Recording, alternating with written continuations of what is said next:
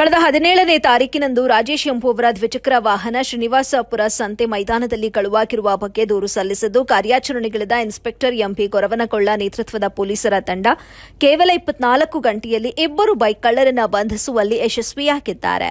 Srinivaspur town Hyder Ali Mohalla ನಿವಾಸಿಗಳಾದ ಗಾರೆ ಕೆಲಸಗಾರರಾದ Sadiq bin ಚಾನ್ ಪಾಷಾ ಹಾಗೂ ಮುನಿಸಿಫ್ bin Syed Rafiq ಬಂಧಿತ ಆರೋಪಿಗಳಾಗಿದ್ದು, ಆರೋಪಿಗಳನ್ನು ವಶಕ್ಕೆ ಪಡೆದು ವಿಚಾರಣೆ ನಡೆಸಿ ಅವರಿಂದ ಕೋಲಾರ, ಕೆಜಿಎಫ್ ಹಾಗೂ ಶ್ರೀನಿವಾಸಪುರದಲ್ಲಿ ಕಳವು ಮಾಡಿದ್ದ ಒಟ್ಟು 6 ದ್ವಿಚಕ್ರ ವಾಹನಗಳನ್ನು ವಶಪಡಿಸಿಕೊಂಡಂತಹ ಪೊಲೀಸರು ಮುಂದಿನ ತನಿಖೆ ಕೈಗೊಂಡಿದ್ದಾರೆ.